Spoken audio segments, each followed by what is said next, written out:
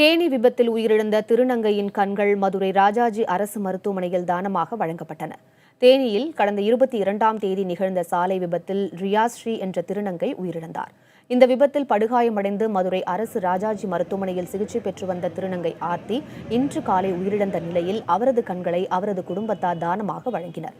சமூகத்தால் திருநங்கைகள் ஒதுக்கப்படும் நிலையில் பிறருக்கு உதவும் வாய்ப்பு கிடைத்தது பெருமை அளிப்பதாக திருநங்கை பாரதி கண்ணம்மா தெரிவித்தார்.